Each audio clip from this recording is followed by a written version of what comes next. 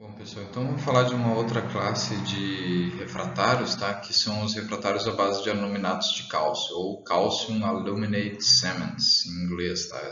São os CACs, tá? Esses cimentos, eles são não moldados, né? Então são cimentos, refratários é uma massa que tu molda de acordo com o formato que tu quer, né?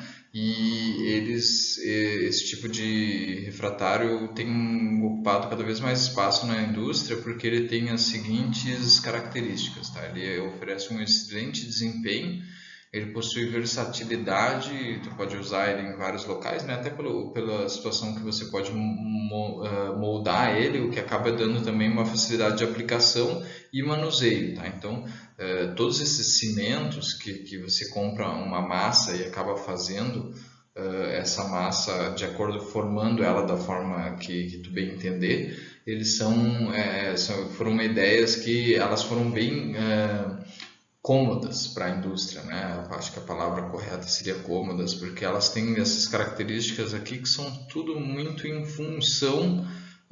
do, em função dessa especificidade do cimento não ter uma forma final. Claro que versatilidade ela também engloba uma situação relacionada aos meios de uso, né? Então ela pode ser utilizada em diversos meios, tá?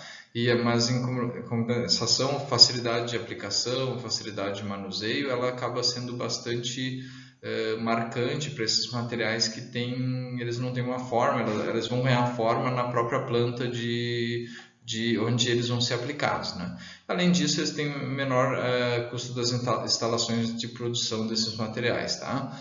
Bom, aqui a gente tem as diversas classificações, a gente tem os concretos convencionais, e os concretos convencionais, eles têm um teor máximo de 2,5%. Aliás, superior a 2,5%. Tá? Então, eles têm uma quantidade maior de CaO. Tá? Aliás, é importante reparar que agora a gente está vendo o CaO na composição aqui como um ator principal, né? Até então a gente tinha só sílica e alumina, e aí o CaO até apareceu lá na última classe relacionado em pequenas quantidades. Aqui a gente já tem teores, especificação de teores. Tá? Então a gente tem aqui o concreto de baixo teor, né, que tem entre 1% e 2,5%, e o concreto de ultra baixo teor, que tem de 0,2% a 1% de cimento. Né? Cimento, no caso, é o CaO. Tá? E aí os concretos sem cimento, que tem 0,2%, menos de 0,2% de CaO, tá? Que normalmente vem junto com a carga. Tá? Esses concretos, a gente está aqui trabalhando nessa região do gráfico aqui, tá? Com maior quantidade de alumina e com esses pontos aqui de amolecimento aqui de 1800 na faixa nessa faixa aqui específica, tá? Então nessa parte do diagrama que a gente está trabalhando quando a gente fala em relação a refratários à base de aluminatos de cálcio, tá? E então, bom, era meio que isso que eu tinha para falar em relação aqui às classificações, e agora eu vou falar um pouco mais densamente sobre esses concretos, essas divisões aqui que a gente utilizou, tá? E aí vocês vão ver algumas outras características, tá bom? Vamos seguir. Então, continuando aqui, alguns pontos importantes para dominar a arte de produzir esses refratários à base de aluminatos de cálcio, que não são moldados, né? Entender como vai funcionar a reologia do sistema, né? Água, cimento, mais agregados. O que é reologia? São as propriedades hidráulicas ali do meu material quando eu formar aquele líquido, como se fosse uma polpa que vai formar a carga do refratário, né? Que depois vai dar origem ao refratário. Tem que dominar a reologia do sistema para entender como que vai funcionar o processo de produção ali, de tu conseguir o teu material na composição que tu quer e bem homogênea, tá? Então, além disso, já junto com isso, tem os processos de dispersão, como que tu vai fazer para uniformizar os aditivos aceleradores e retardadores de pega, que é a formação, né, da peça com um formato final, tá? Os redutores de água, fluidizantes, plasticizantes, polímeros, que são todos esses componentes da carga do nosso concreto refratário. Tá? Além disso, o empacotamento das partículas serve tanto para a matriz, que é o cimento, né, e os agregados, que é o que tu vai utilizar como massa sólida ali no teu refratário, né? Lembra que ele tem água, cimento e agregados, então o empacotamento das partículas é como os agregados vão se comportar com essa mistura de água e cimento, que vai ficar em volta dele e depois vai dar aquela cimentada formando a matriz, né? Então isso também é importante entender, né? Para entender como que funciona as propriedades desse refratário e tal. E secundariamente, mas não menos importante, o conhecimento das transformações microestruturais, morfológicas, fases cristalinas que vão formar ali depois que esse cimento, esse concreto se solidificar, né, os processos de hidratação, secagem e a queima dos concretos refratários é um processo chave, tá? E aí eu vou destacar aqui o processo de hidratação, porque o processo de hidratação ele pode, as fases hidratadas que se formam, elas podem variar bastante, tá? Eu sei que a gente não é muito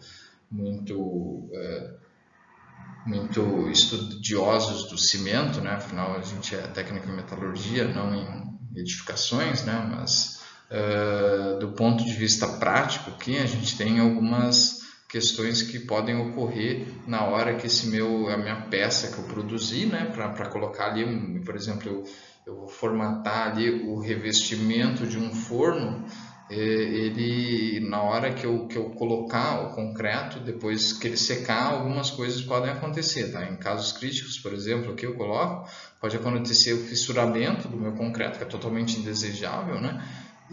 Ou até a explosão dessas peças durante a etapa de secagem, né? Como a etapa onde tu te dedica a retirar a água, né? Seja esperando que ele seque ao natural ou realmente queimando ele, tá?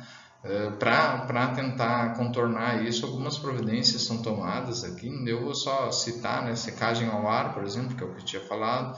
Tá evitando, por exemplo, queimar ele, que aí se queimar eventualmente eu posso causar fissuras, se tiver muita água retida, livre ali, posso causar uma explosão pela evaporação dessa água que está retida, tá?